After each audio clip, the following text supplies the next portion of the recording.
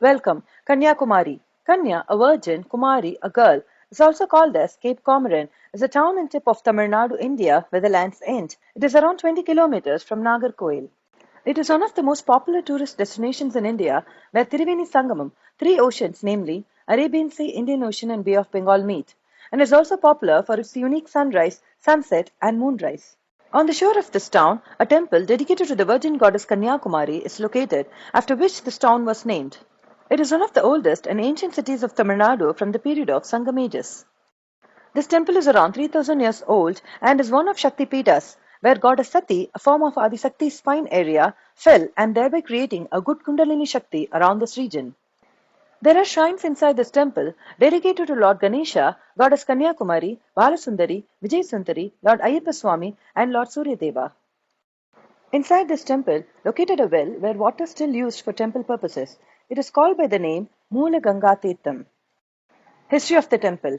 Once there lived a powerful asura, demon, called by the name Bana, who after doing severe austerities and penance, obtained a boon from Lord Brahma, the creator of the universe, that his death should only occur by a young adolescent girl. Thinking how a young, helpless girl could kill him, he was rejoiced after he got the boon from Lord Brahma. Day by day, he became more powerful and created havoc and destruction around the universe. This went to the extent of expelling Lord Indra from his position as the head of Indraloka, thereby creating an imbalance in the nature, as Lord Indra is responsible for ruling and coordination of all other devas. Goddess Shakti as Prakriti, unable to tolerate the destruction, manifested herself in the southern part as a young girl named Kanya Devi. Kanya Devi, as an incarnation of Adi Shakti, had immense love and devotion towards Lord Shiva. She had performed severe austerities and penance to marry the Lord himself. Seeing her devotion, Lord Shiva agreed upon the marriage and all arrangements for a grand wedding were made. Meanwhile, after knowing about the wedding between Kanya Devi and Lord Shiva, all the devas went into utter shock, as the death of the Asura Bhana should only be occurred by a young virgin girl, Kanya Devi. Hence, all devas immediately sought the help of Narada Muni, explaining that this marriage would destroy the chance of Bhanasura being killed by a virgin girl.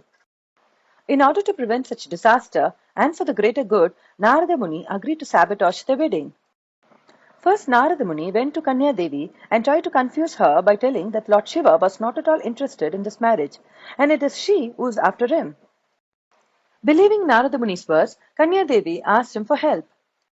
Waiting for this chance, Narada Muni immediately advised Kanya Devi to ask Lord Shiva to bring three items that could not be obtained anywhere in this world to prove his love towards Devi. The three items would be, first, a coconut without three eyes on its tip; second, a stalk of sugarcane without the stump; third, a betel leaf without veins in the middle. Lord Shiva, as a manifestor, easily fulfilled this difficult task and proved his love towards Kanya Devi. Disappointed Narada Muni hatched another plan to stop this marriage. As this marriage is supposed to be happening at Brahma Muhurta early in the morning before sunrise, Lord Shiva, as a groom, started his journey with his party from Suchindram, which is 15 kilometers from the marriage hall. As Shiva and his party going rejoicefully, Narada Muni took the form of a rooster and made the sound indicating sunrise. Lord Shiva and the party immediately stopped and turned back to Suchindram, thinking that they missed the auspicious time for the marriage. Meanwhile, in Kanyakumari, Kanya Devi was waiting patiently for Lord Shiva to arrive. As the auspicious time went by and Shiva didn't show up, Kanya Devi became disappointed and heartbroken. With unbearable pain and anger, Devi started destroying everything on her way. She threw the unused screens and pulses kept for the wedding all around and broke her bangles. It is believed that these broken bangles and pulses were the tiny pebbles and colored sands in the shoes of Kanyakumari. We can see such pebbles and colored stones even today. With this uncontrollable grief and pain, Devi started doing severe penance standing in one of the rocks of Kanyakumari. Even till date, visitors can see Devi's Shripadam, her feet, impressed in the rock. One day, Banasura happened to see a young beautiful girl doing penance in the rocks and approached her with bad intentions, not knowing who she really was. Infuriated Kanya Devi slaughtered the Asura Bhana at once. At the moment of his death, Bhanasura recognized Devi's true form as Adi Parashakti and repented for his sinful acts and prayed to the goddess to have mercy on him and absolve him and anyone who took bathe in the waters of Kanyakumari for their sins. Merciful Devi granted this boon, and even till date people come all around the world to take bath and purify themselves for the sins they repent. Once Kanya Devi's work was completed on earth, she reunited with Lord Shiva as Adi Parashakti. Kanyakumari temple, which is dedicated to Kanya Devi, also goes by the name Bhagavati Amman temple. The speciality of this temple is Devi's diamond nose ring, which sparks as 1,000 stars.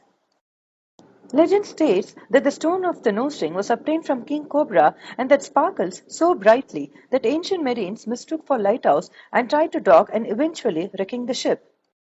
Another legend states when Lord Hanuman was carrying Sanjeevani mountain from Himalayas to Sri Lanka, a solid piece of the mountain fell around this region and named as Marunduvar Malai, meaning medicinal hills.